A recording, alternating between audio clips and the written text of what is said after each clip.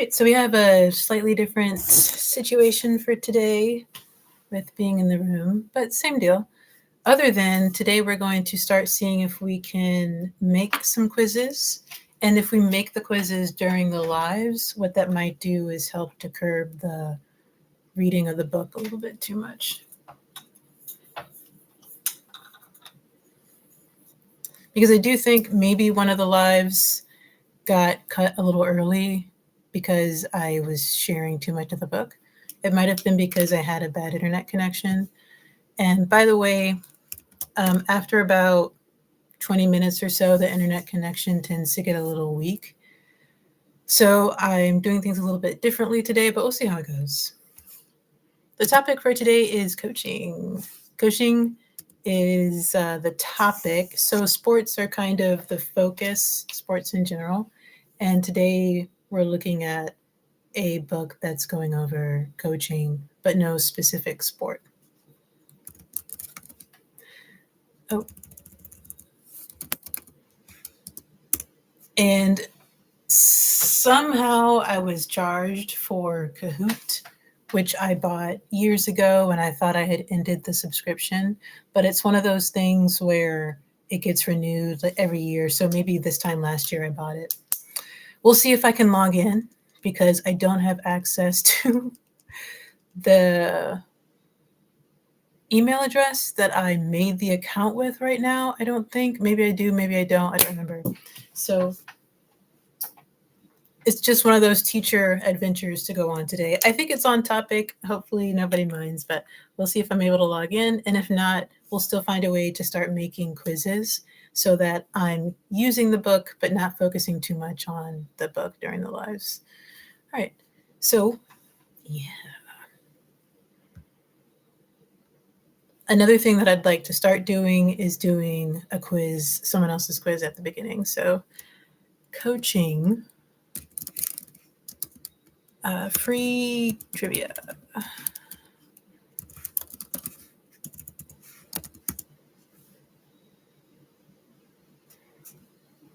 Test your coaching skills, trivia questions quiz.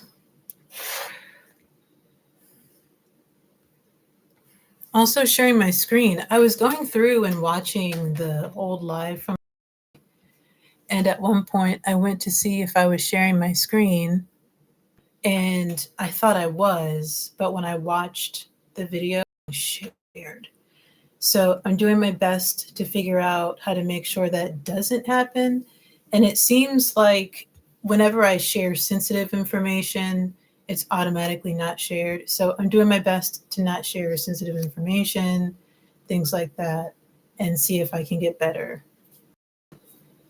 Also, I need to stop talking when I start sharing the screen because I noticed that my speech gets cut off during those times. So anyway, so test your coaching skills, trivia questions.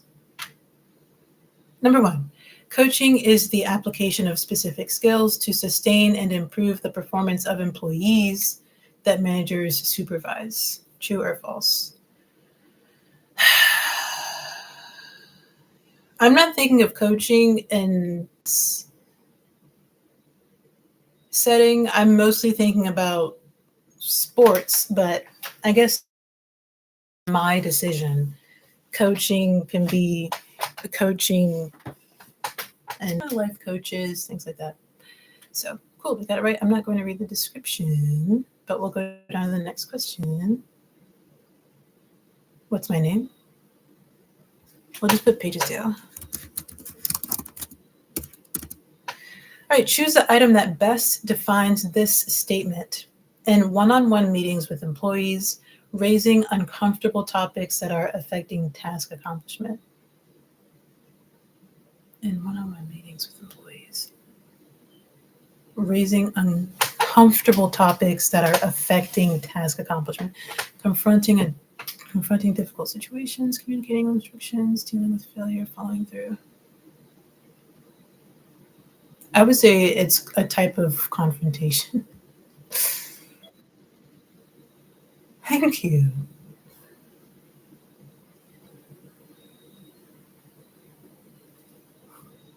Let's go. I like that. This dialogue during the test is cool, kind of giving the coach vibe. All right, so choose the item that best defines this statement. Carefully observing performance on individual tasks and sharing these observations in a non-threatening manner. Responding to requests, providing task relevant feedback, setting tasks, confronting difficult situations. Carefully observing task relevant feedback, task per oop, and sharing the observations. I would say task relevant feedback. Yay! Again, I love this good sounds. Choose the item that best defines this statement. Working with others to encourage them when they do not meet expectations. Working with others to encourage them when they do not meet. I think it's setting task performance goals or dealing with failure. Working with others to encourage them when they do not meet expectations is probably better this one. Choosing the item that best defines this statement. No, choose the item that best defines the statement. Effectively assigning tasks to others while maintaining responsibility for results.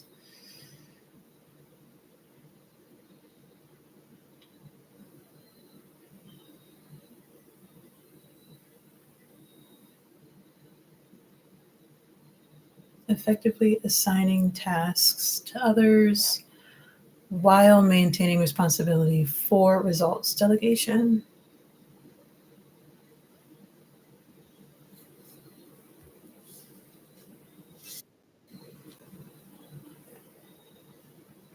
All right, during the workshop, you completed a coaching needs assessment. As you thought of an employee who would benefit from coaching. The results of this assessment will help you determine the nature of your coaching role.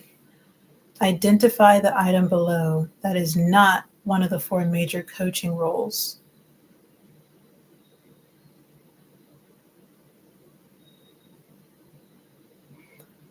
I think judge isn't one of the main coaching roles. Guide, motivate, teach, and mentor.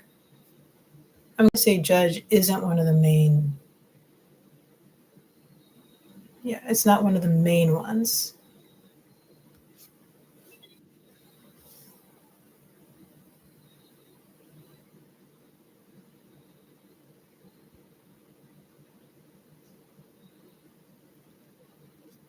Choose the item that best defines this statement, showing the person you are coaching how to accomplish the task and clarifying when, where, how much, and to what standard it should be done. Demonstration.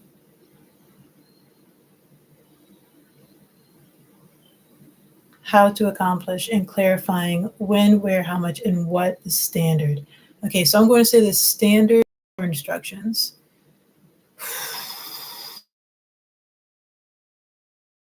I'd say the difference would be outcomes for goals. So showing the person how to accomplish.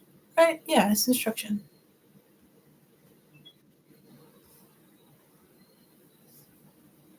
All right, the basic contingency theory states that match is believed to occur when the person's capability and talent are. Performance is believed to occur when.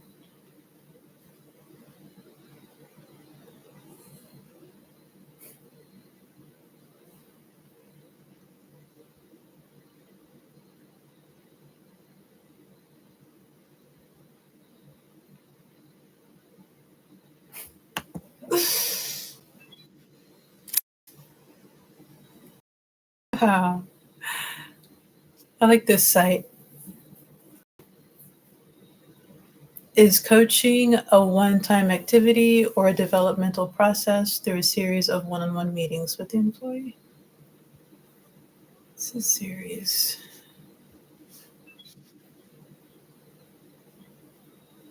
And then the GROW model is a tool designed to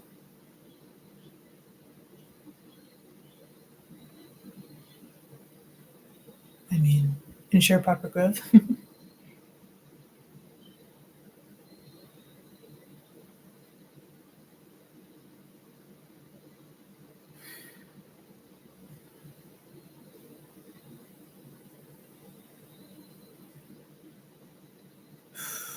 This is hard. I don't know. It could be any of these things. I don't know. But I'm guessing the model, it's a model for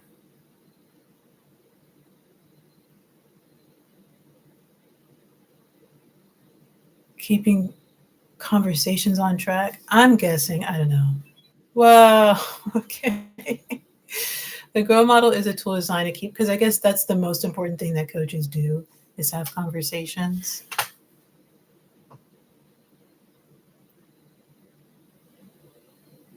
What does it stand for?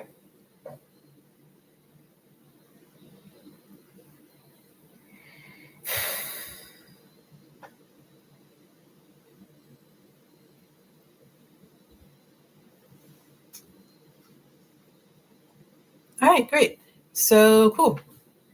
Different type of coaching. We'll see what type of coaching the book is talking about.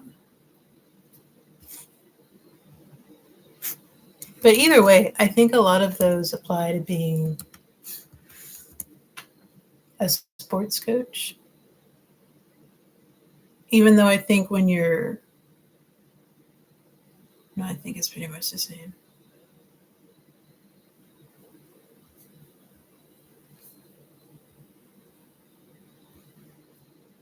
I had a very short time coaching basketball. I did. And yeah, teaching's a lot like coaching, though. Well, depends on how you teach, but teaching, this is the one.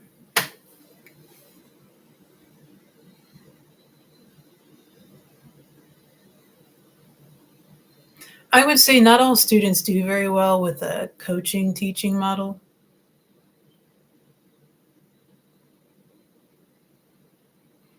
But I think it's a really good standard model to use. And I think it's good to work students towards doing well with a coaching model.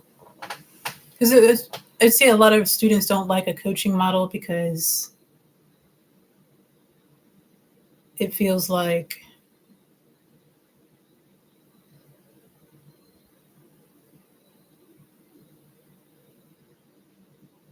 they don't have a teacher for a certain period of time for them, when clearly the whole time you're supposed to be the teacher. But yeah, I think for the most part, students like a teaching model where teachers are just able to truly observe what the students do on their own, which is why coaching is great, because you get a sincere opportunity to have your students or your team apply what you're teaching them without you really interacting with them regularly.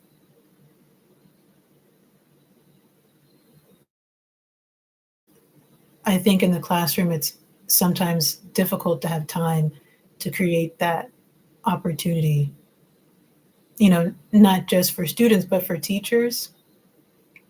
Because, when you're a coach, you can say, oh, during that game, during that play. But for teachers, sometimes it's hard for them to have the opportunity to really just observe their students while they're not actively teaching them.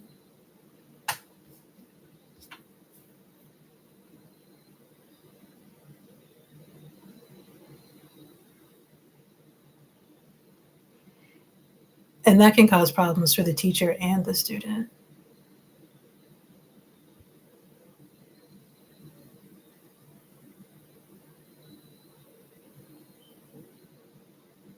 And that's really why norms and procedures are important, I think, when it comes down to it. Norms and procedures are there so that the students and the teachers can work within them while still experimenting with applying what they're learning. Yeah.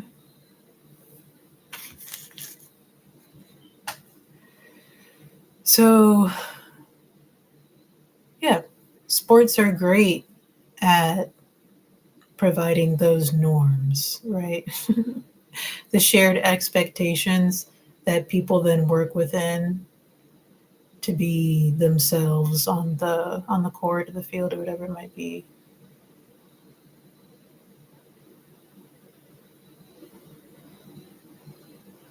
So here we go. First Steps in Coaching by Bob Thompson. Let's see what type of coaching Bob's talking about.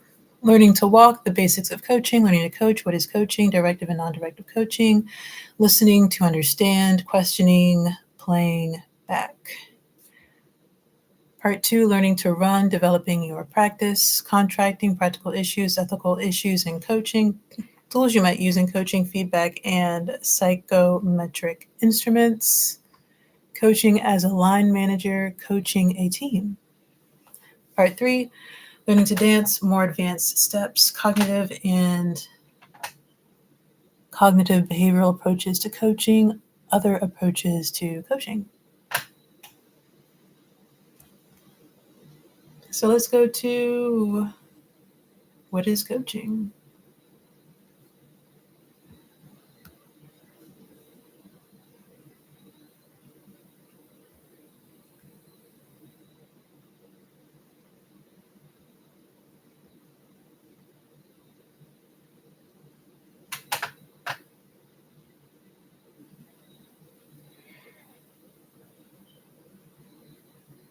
All right, introduction, and then I'll see if I can get into Kahoot to make the quiz, but I'll make a quiz either way. If nothing else, I'll just use Google.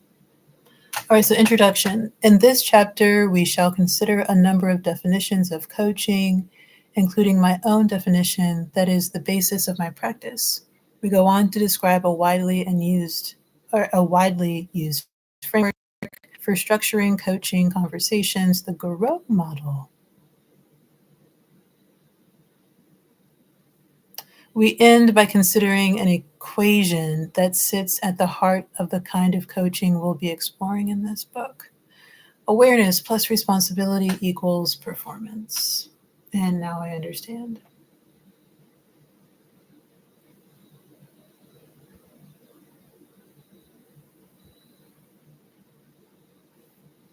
Yep. Teaching. All right, definitions of coaching. Let's see if I can log into Kahoot. If I can log into Kahoot, that's going to be great.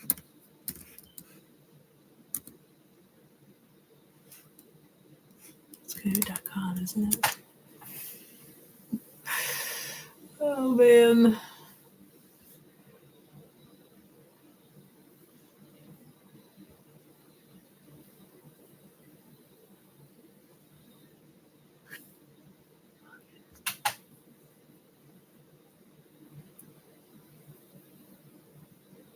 Okay. Now, I'm going to comment.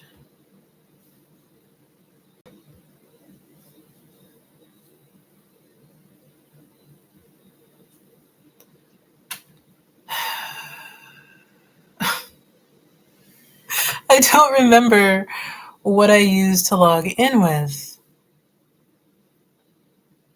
It might have been Pagesdale. Hold on, let me see.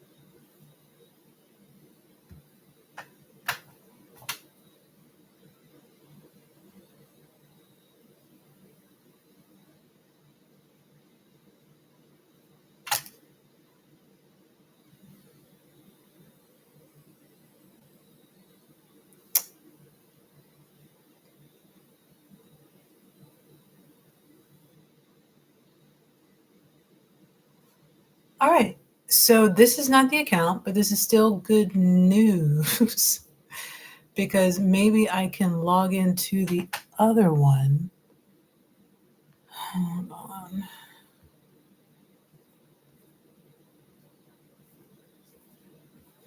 Yes, my top piece of advice, which I was given when I was first becoming, and I'm still first becoming, a travel agent, is to keep track of all of your emails. Please, if you're a new teacher, just for the love of your sanity, keep track of everything you ever sign up for. The password, the email.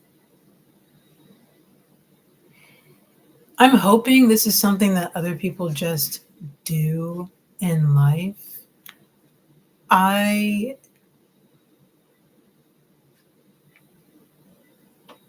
have not consistently been doing that.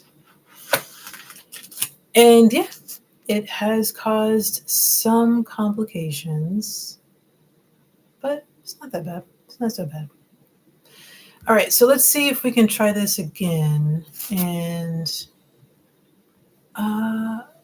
you know what?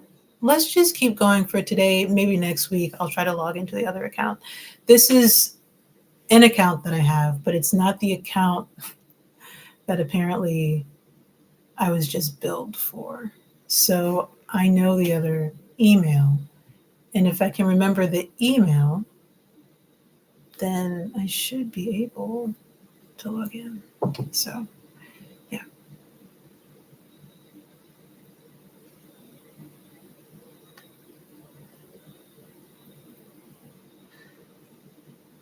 You see, this is disappointing because I've made so many Kahoots over the years. I mean, not a lot, not nearly as many as I'm sure a lot of teachers have, but I've made a good number of Kahoots, and they're not here. But this one is reminding me of what I used to do when I was teaching history, because man, was it a lot of content. I would make a pretest, right? You make a pretest, Kahoot pretest with a lot of main concepts. You take that at the beginning of a unit. And that pretest is the basis for the post test. And I did this because I was teaching English as a second language. And most of my questions were just who, like simple who, what, when, where, why was not a type of question that I asked for this test because I wasn't just teaching English as a second language. It was pretty much beginner and a lot of content, a lot. So I gave the pretest. Everyone took it on their phone. Luckily, it was a one-to-one school. Well,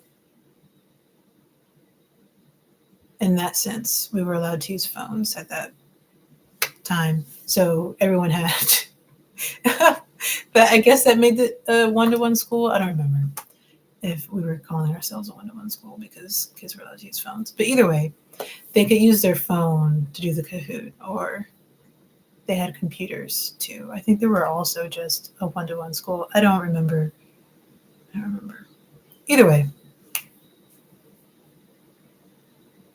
they took the test, and anytime we had extra time at the beginning or the end of a class, or if there were some students who were still working, but most of the students were done,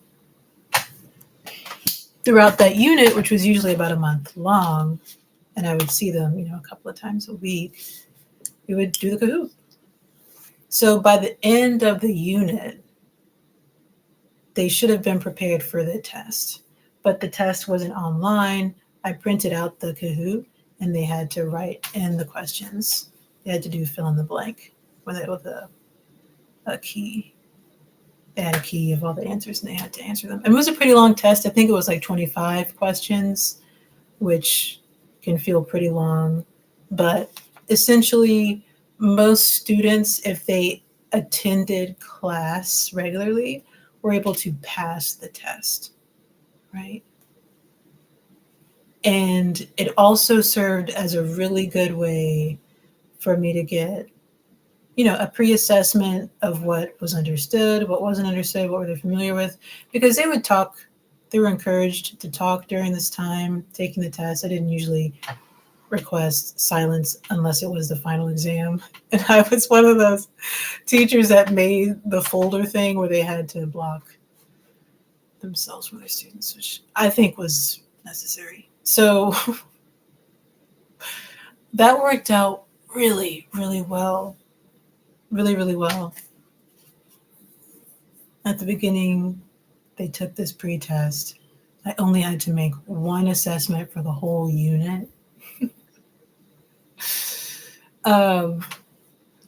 Because it was a better way of tracking their understanding, because I would get questions that came up throughout the whole unit, right? And then ideally they would, get better responses. And when I would teach a new lesson, they would already know the name of the country, the location of the country, this name, how to pronounce it, things like that, even though the lesson and the context would have been new. So, highly recommend, if you're teaching a content-heavy language course, make a unit assessment, redo the assessment throughout the entirety of the unit, the same one, just the same one. And maybe for a certain week, you're focusing on certain questions, and your exit ticket is, how are we doing on question 15? Maybe they take the whole assessment, but your exit ticket is 15. How did we do? I don't know if that's fair. That's not how I thought about it. I had to do another exit ticket altogether, written exit ticket. So, but then at the end of the unit, you just have the students use the same content. I had them do the same test, but it was written. And I think that was enough to increase the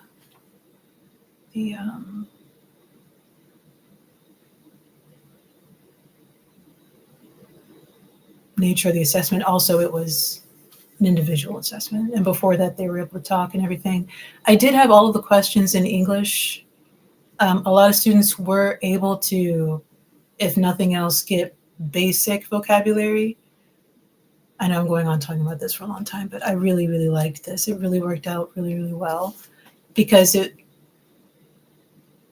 had questions that really, really liked it. I really liked it, because what would happen, even if you're teaching native English speakers or anyone, anytime, anywhere, honestly, we forget what these countries look like, what the name of them are, things like that. And it was just kind of a way to, over a long period of time, do a sort of background knowledge, a building of background knowledge for, of course, more so lessons later in the unit. But I'm telling you, it's amazing. It really cuts back on the workload. Students like it because when you're like, okay, we're going to do the Kahoot, it's the unit Kahoot. I didn't use Kahoot for anything else other than the unit test. I printed it from Kahoot, so the formatting was different, but they still saw Kahoot, so they knew kind of what it was. And like the logo was there, which can be nice, really, really comforting, And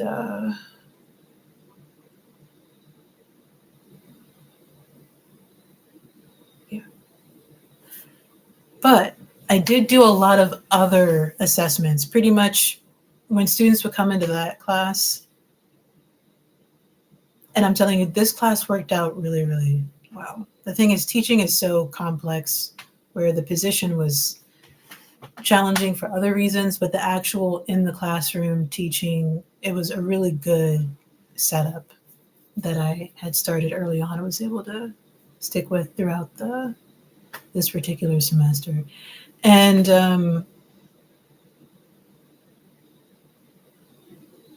I used other websites for students to do assessments with other formatting, right? Uh, I mean, of course, I would choose some things that were just meant to get students talking using basic vocabulary. And I always wonder if that's a good idea. I always think it is. But man, when we get into having the conversations, I think, how can I'm just supposed to have open conversations? But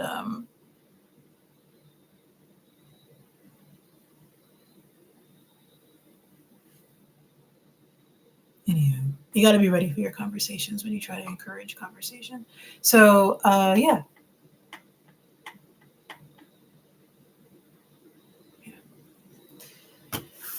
So this setup here isn't the same, right? You can also do a pre-assessment, post-assessment where they're different, and I think it still serves its purpose.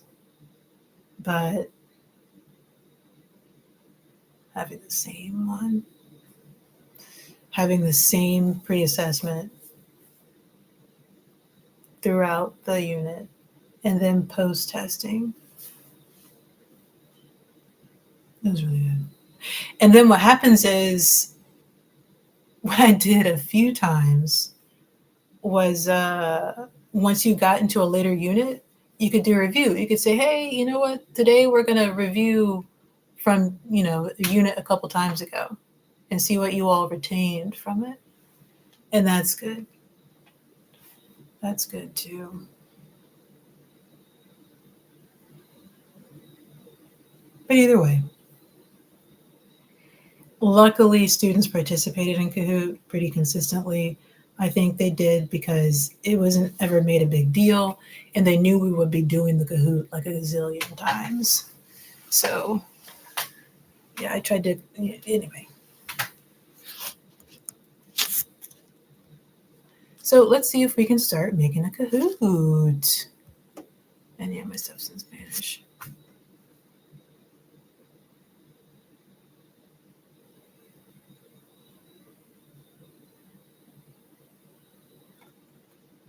A PDF Kahoot.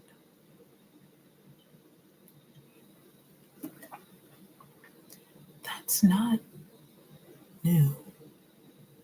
Well, I guess it is new. Do you get to format your PDF more now than you used to? Anyway, you used to just be able to print it out, and it was something that you would print as PDF. But let's come up with the first question. So, yeah. Now what I can do is go from sharing this screen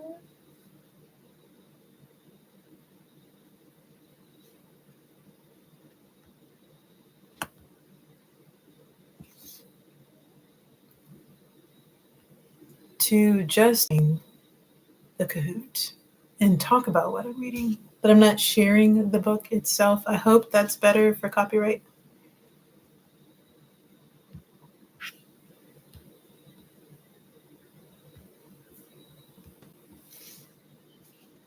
It should be better.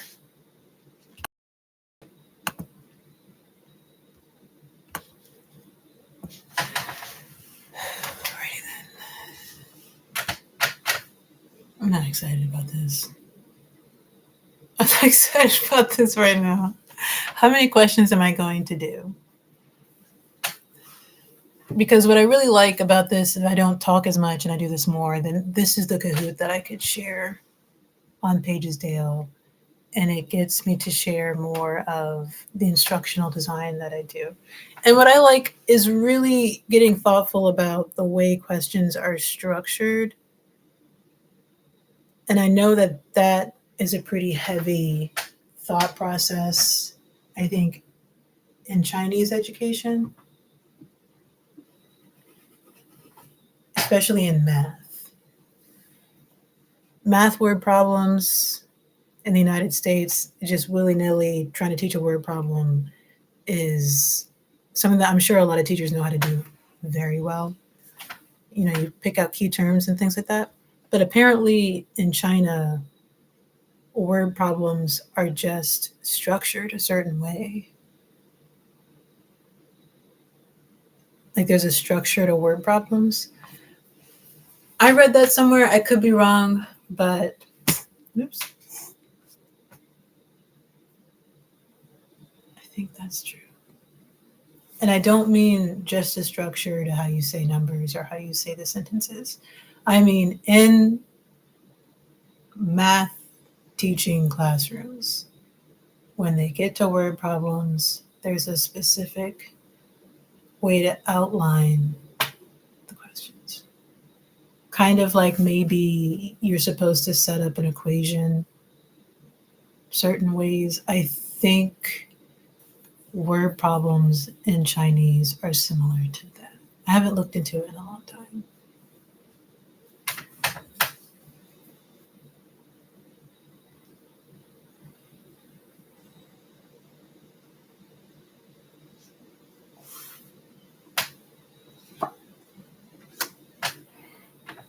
Talking a lot today, but what I what I think helps students, and this is really time consuming, but what I think helps students to read word problems is to just make a lot of their own word problems based on whatever, and to edit their word problems and then solve their own word problems.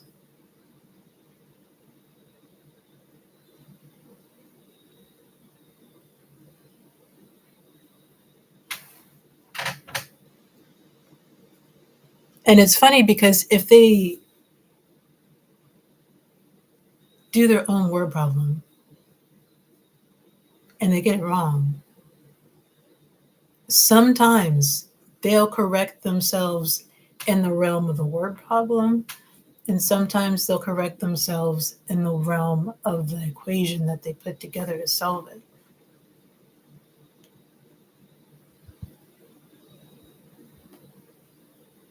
And that's really deep analysis, I think.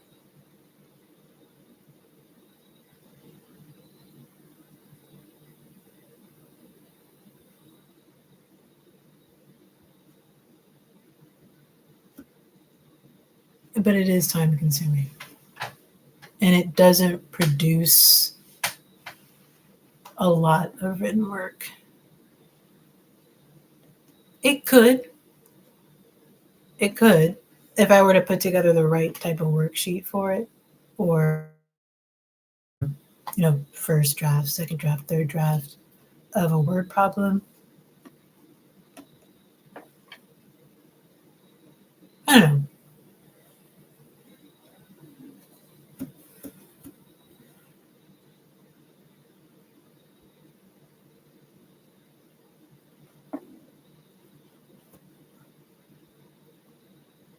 Also, honestly, also that was a headache for me. You just had to relinquish control at that point. It was not a classroom activity. And that's a really important piece. It was not a classroom activity. It was a small group or even just a one-on-one activity, which is important to mention. But maybe not. Anyway.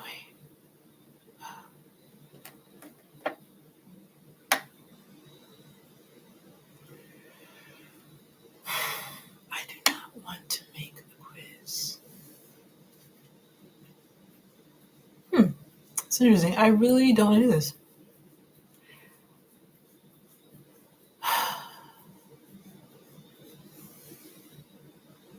I think I felt this way before.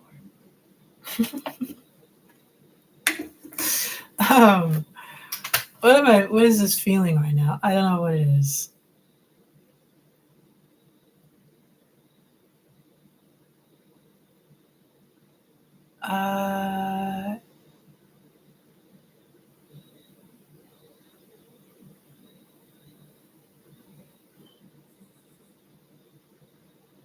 Yeah, I know what this feeling is.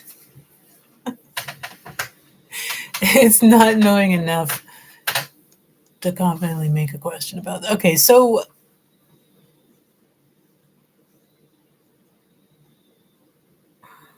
this might not be a good idea. I can't decide if this is a good idea or not. I think it is because I'm going to need practice with just making more quizzes and doing that quickly. So I'm just going to keep it to 5 questions.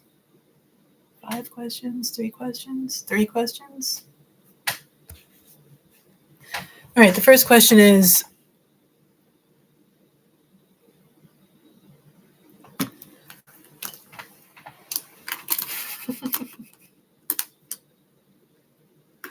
what is the definition of coaching?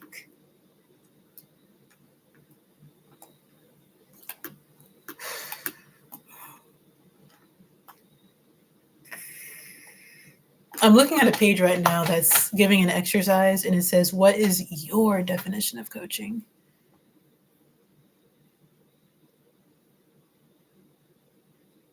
And it says, you might be content to work with one of the definitions offered above.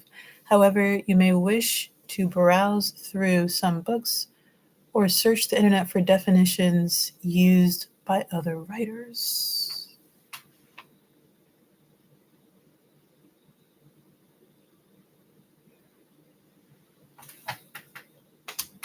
So, here we go. Is there one specific agreed upon definition of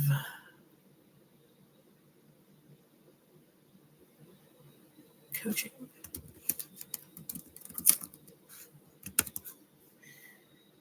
We'll have yes, no. Okay. And then you just choose which one is the correct answer. And the answer here, of course, is no. I really love Kahoot. Kahoot is so good. It also gives you pictures that you can choose from and things like that.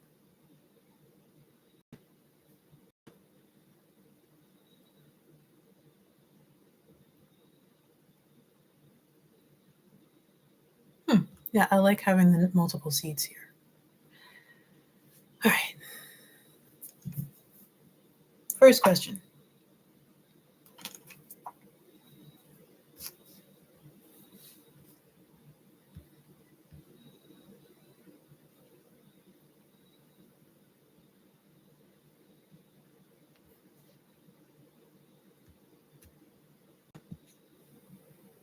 Next question. First question, I should probably change to true or false, actually. Hold on.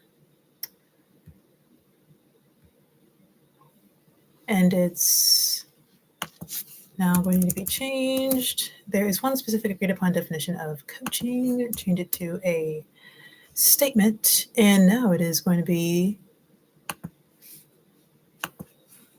false. Oops.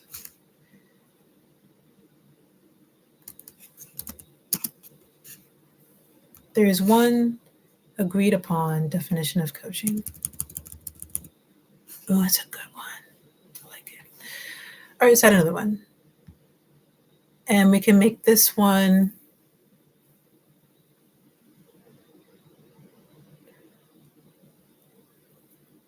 a quiz question.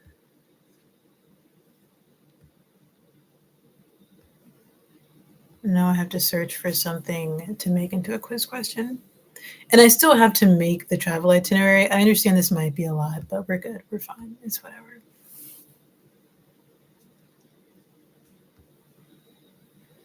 Ooh, levels of listening. Oh, that's honestly okay. A little trick of the trade. You can use models and things like that to make multiple choice questions very confidently. And it's really good also for helping students because they can have a visual cue that helps them with the multiple choice questions. Like, I do think it's fair to try to help students with the type of questions that you put certain information into. And I know that sometimes the way to make questions harder is just to put them in a format that doesn't make sense for the question, which is like, I think, really rude. All right, so let's see. Levels of listening. Listening to listening. As an exercise, observe and characterize the kind of listening that is going on in some of the meetings or conversations that you're involved in.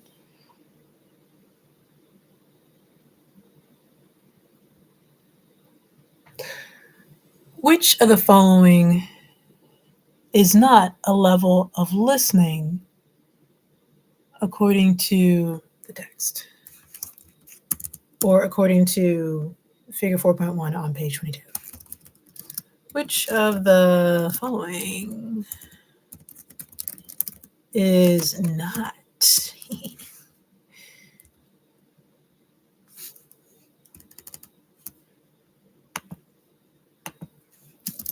a level of listening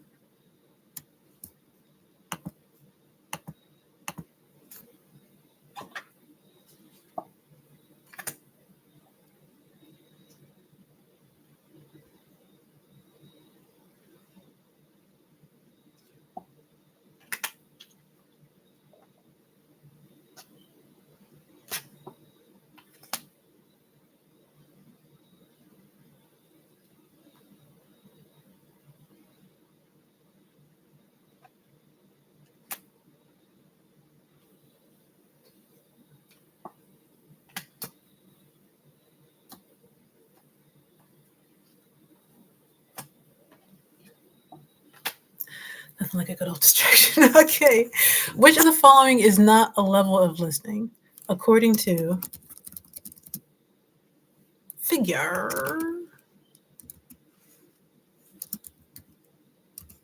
4.1 of from on page 22.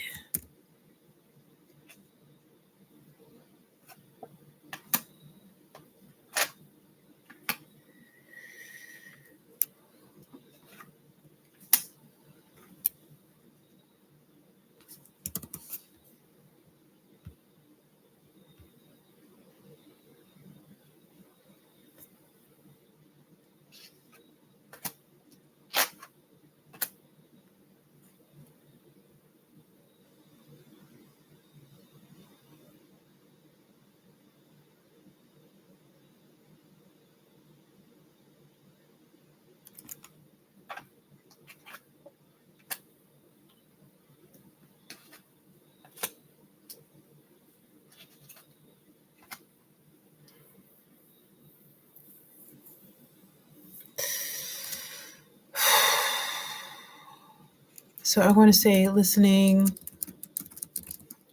to. Oh, here we go. I'm just going to say not listening. I have to make something up.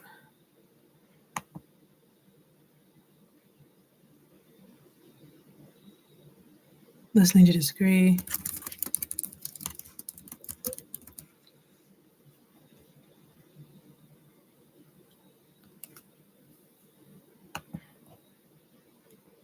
This is another thing. Not listening. Hold on.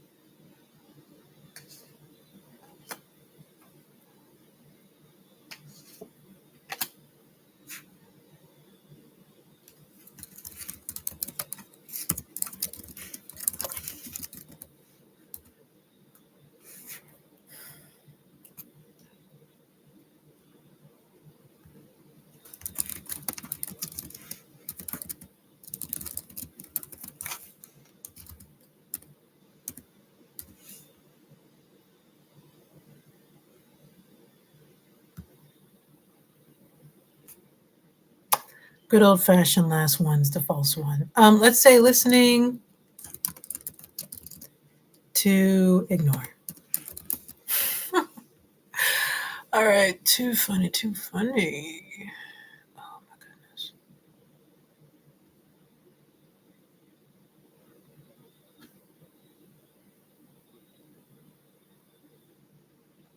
Oh no. All right, I can't afford this many questions. So we're just going to have to.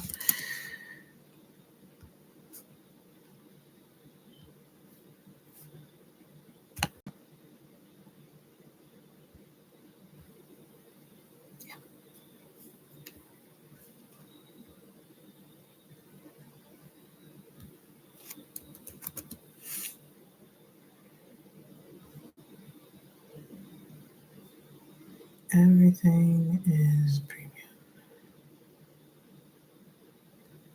Well, the thing is, I've paid for this. I just have to figure out how to get more. I hope this isn't too much of a shared teacher experience, but I imagine it might.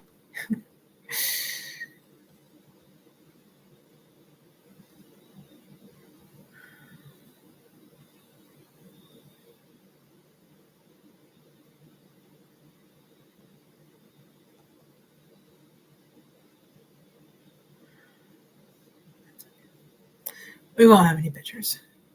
No worries. So then we're just going to do one more question. And I'm going to delete the picture that's here so it's consistent in that way. And then we'll do a puzzle. Oh, I can't do a puzzle. Hold on.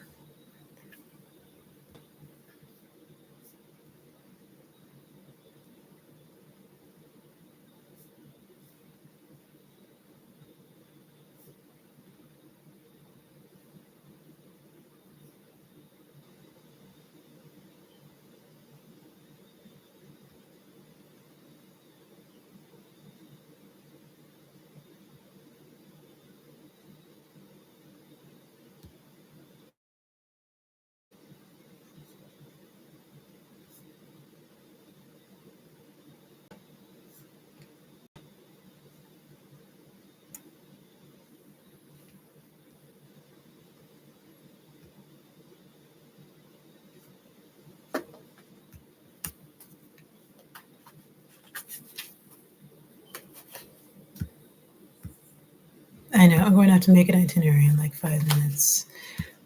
No worries. Ooh, here are some different types of question that you might use at an appropriate time in a coaching conversation. Here we go. Can I do multiple choice? You can do multiple choice, right? Which of the two options are types of questions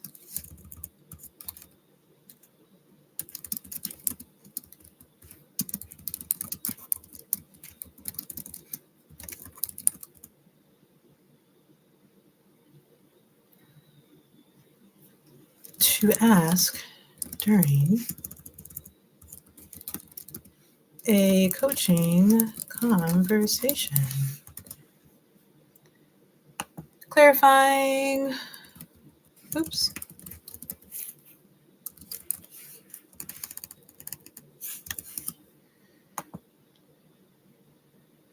Reframing.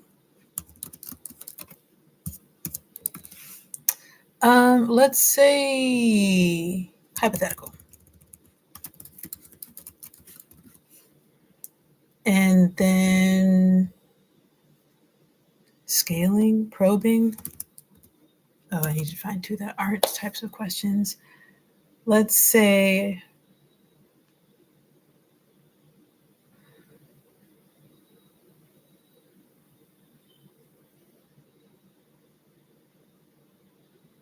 intriguing. And then we'll say denying. So yeah, that's that. I have a few different types of questions. I think I can add two, and it'll give a notice that there are two correct answers, but it's also in my question. So we can save it. No sé puede jugar este Kahoot. Okay.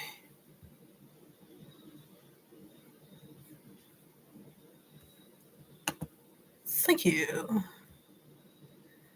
All right, what's the title of this? Coaching. Coaching with Pages Dale. All right. And yeah, so that's our little bit of a dive into the book. Let's get to the itinerary. And I'll share all of my screen again, perhaps.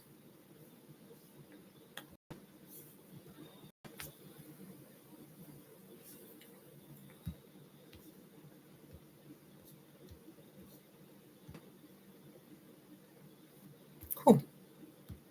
So the live has been going on for about an hour, but no worries. This is about to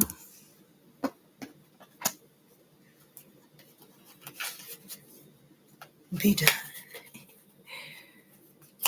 Let's look at the cover of the book, though. What? Did I close that?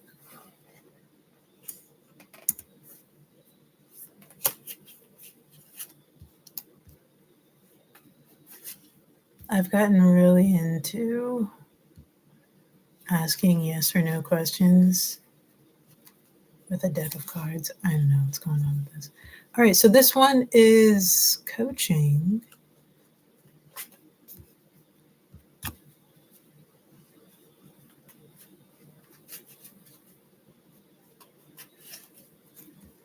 And the cover of the book is giving us a bunch of steps with lights on. First steps in coaching. First steps. I just want to go to a famous staircase, historical staircase, historical red staircase. There's got to be one somewhere. The red staircase in the Kremlin, Moscow, ceremonial staircase leading to the St. George's reception hall, with the original destroyed and rebuilt in 1994.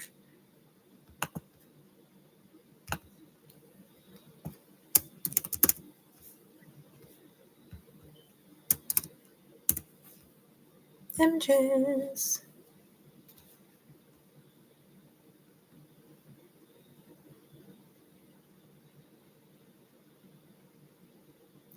I'm pretty sure I saw a fashion show here.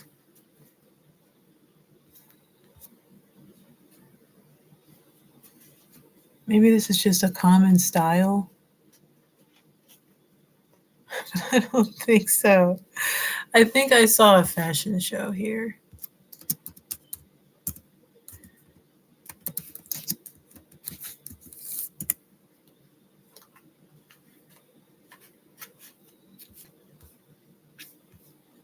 And I don't mean in person at all. I just mean I saw a video on YouTube.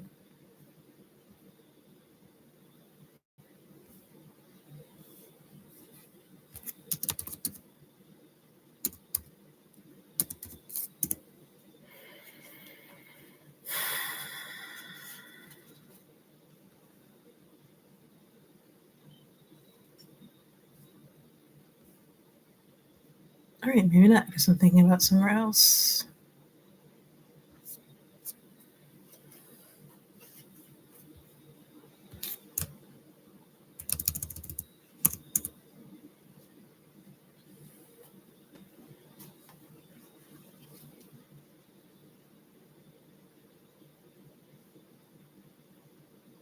Okay, so the red porch. Red porch.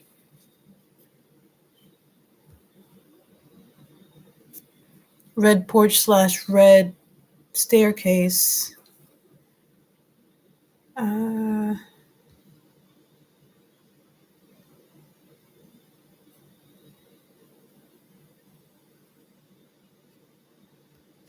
All right, that's the one. This is what we're working with for today.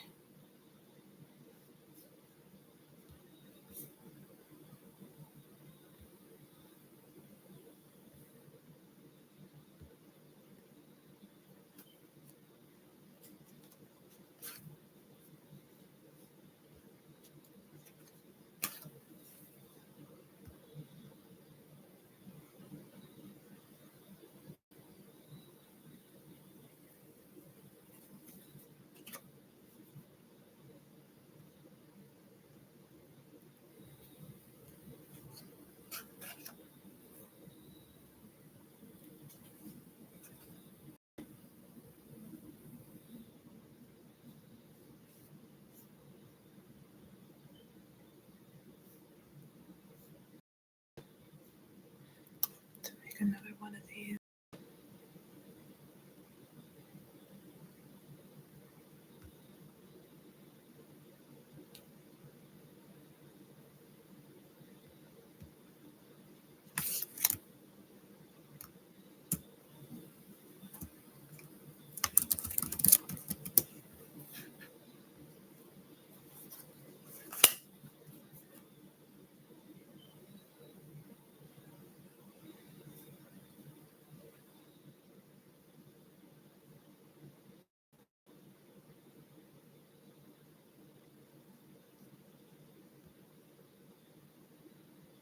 First steps in coaching.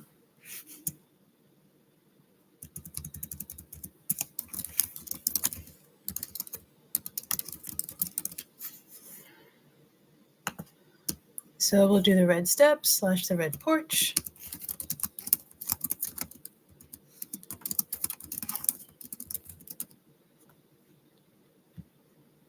And this is going to be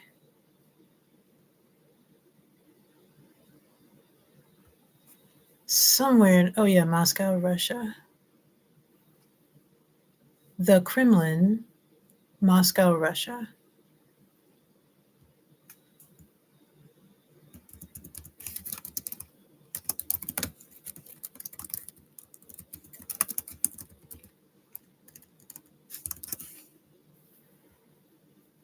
All right, what are we going to do?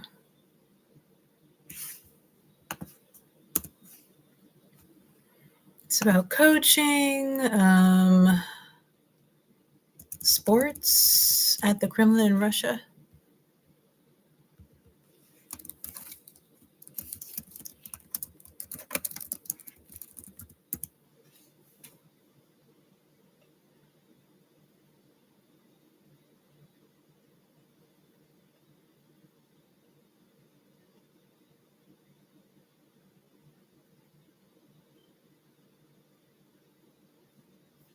Is the Kremlin open to the public?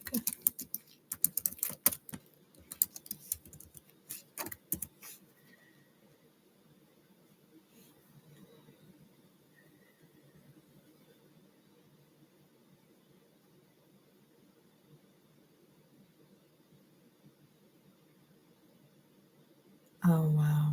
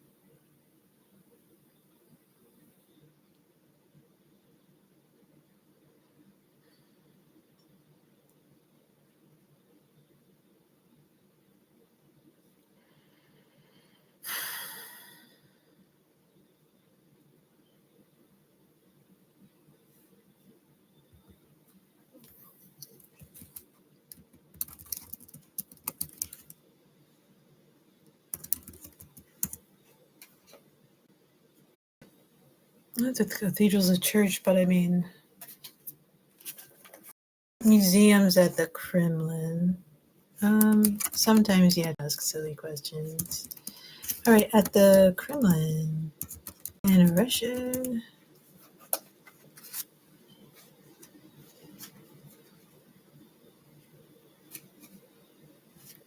Ooh.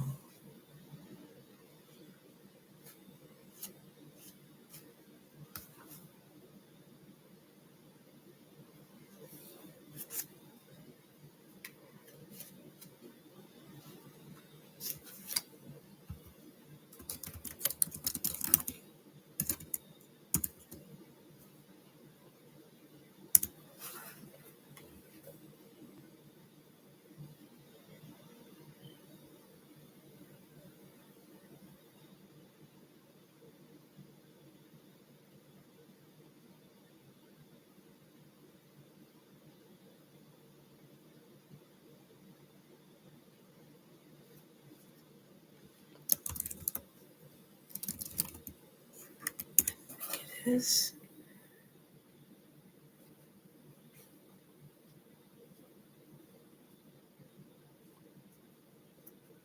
Diamond Fund.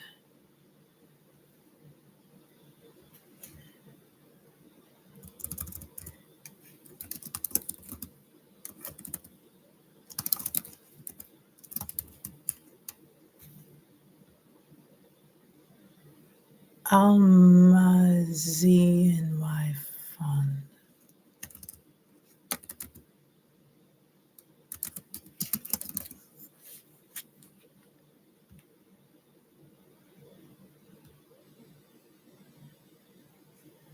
The Kremlin, Moscow, Russia.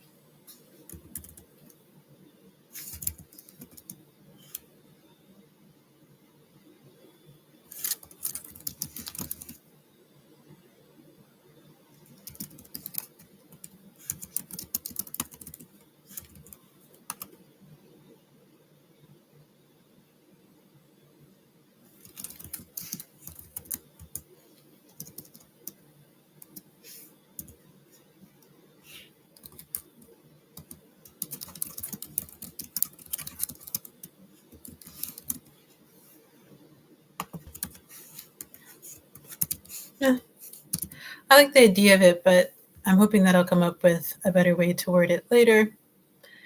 So first steps in coaching, the Diamond Fund, choose one chapter you find most interesting. I'm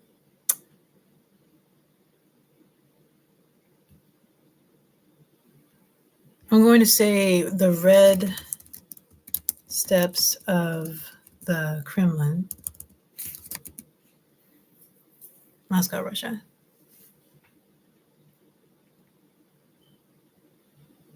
Great, I like it.